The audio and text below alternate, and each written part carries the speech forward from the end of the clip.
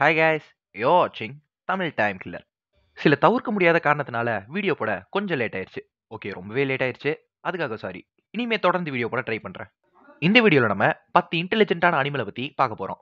இந்த வீடியோவுக்கு டெஃபினிஷன் தேவையில்ல. இந்த வீடியோவோட ஃபர்ஸ்ட் பார்ட் நம்ம சேனல்ல ஆல்ரெடி இருக்கு. மேல ஒரு கார்டு டைம் இருந்தா செக் பண்ணி பாருங்க. இப்போ வாங்க வீடியோக்குள்ள போலாம். Purchase your tracks today. First நம்ம பார்க்க போகிறது க்ரோ, அதாவது காக்கா. காக்கா எவ்வளோ ஜீனியஸ்னு காக்கா கதை கேட்ட எல்லாருக்குமே தெரிஞ்சிருக்கும். காக்காவால் நம்ம முகத்தை பார்த்தே நம்மளோட அடிநிலை கெஸ் பண்ண முடியும்னு சொல்கிறாங்க. அடிநிலை கெஸ் பண்ணி தன்னை அவன் அட்டாக் பண்ண போகிறானா, அவனால் தனக்கு ரிஸ்க் இருக்கான்றதை அதால் கெஸ் பண்ண முடியும். இந்த காக்கா கதையில் ஒரு காக்கா பானைக்குள்ளே கல்லை போடும், தண்ணி மேலே வரும், அதுக்கப்புறம் அதை குடிச்சிட்டு போகும்ல. இந்த விஷயம் கதையில் மட்டும் இல்லை, உண்மையாலே காக்காவால் இந்த விஷயத்தை செய்ய முடியும். ஒரு காக்காவோட இன்டெலிஜென்ஸ் 5 to 7 இருக்கக்கூடிய ஒரு மனுஷனோட அளவுக்கு சேமாக இருக்கும். அடுத்து நம்ம பார்க்க போகிறது எலிஃபெண்ட். நிலத்தில் நடக்கிற பெரிய உயிரினமே எலிஃபெண்ட் தான். ஸோ அதோட மூளையும் பெருசாக தான் இருக்கும். யானையோட மெமரி பவர் ரொம்பவே அதிகமாக இருக்கும்னு சொல்கிறாங்க. யானையால் தான் கூட இருக்க இனத்தோட சேர்ந்து குரூப்பாக வேலை செய்ய முடியும். இவ்வளோ ஏன், கண்ணாடியில் தான் முகத்தை பார்த்து அதில் தெரியுறது தான் தான்ற அளவுக்கு யானையால் ஐடென்டிஃபை பண்ண முடியும். அடுத்து நம்ம பார்க்க போகிறது டால்ஃபின்.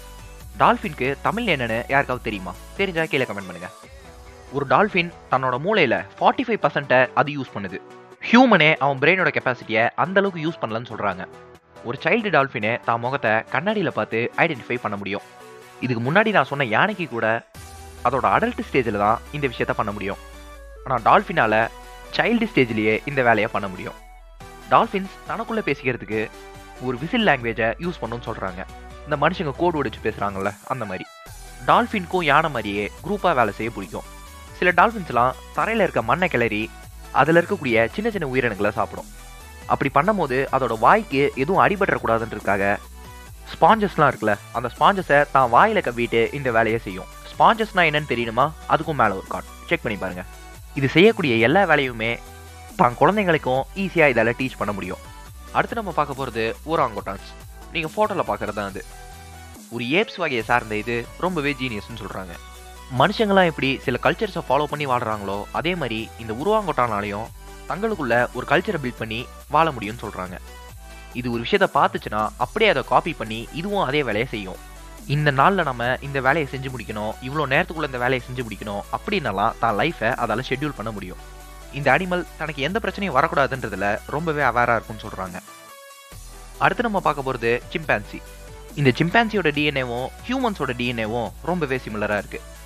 சிம்பான்சி எந்தளவு ஜீனியஸ்னு இந்த ஒரு விஷயத்திலே உங்களுக்கு தெரிஞ்சிருக்கும்.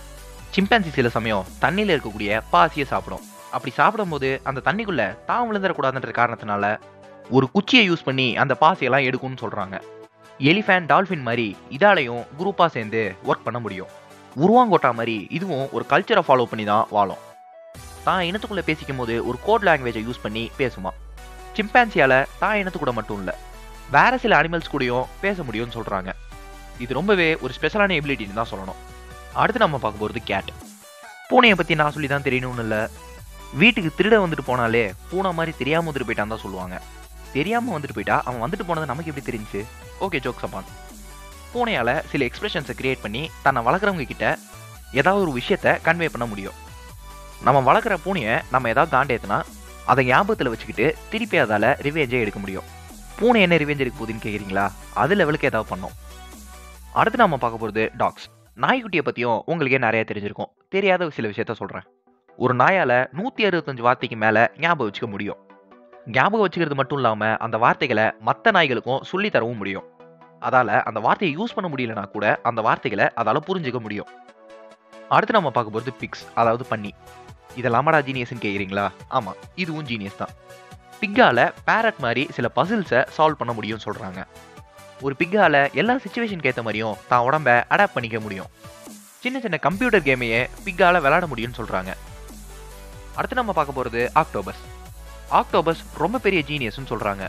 ஒரு ஆக்டோபஸால் தண்ணிக்குள்ளேயும் ஹண்ட் பண்ண முடியும், லேண்ட்லேயும் ஹண்ட் பண்ண முடியும்னு சொல்கிறாங்க. ரொம்ப பெரிய ஷார்க் என்னன்னா அது கிரே ஒயிட் ஷார்க். இந்த ஆக்டோபஸால் ஒரு கிரே ஒயிட் ஷார்க்கோட குட்டியவே சாப்பிட முடியும்னு சொல்கிறாங்க, அதோட பிரெயினை யூஸ் பண்ணி.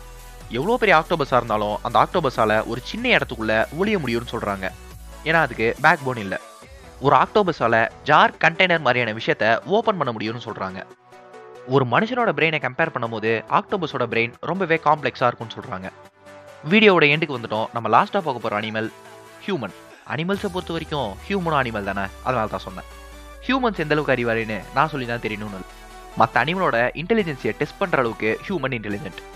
இந்த வீடியோ பிடிச்சிருந்தா லைக் பண்ணுங்க, சேனல் பிடிச்சிருந்தா சப்ஸ்கிரைப் பண்ணுங்க, பிடிக்கலனா ஏன் பிடிக்கல கமெண்ட் பண்ணுங்க. Bye guys.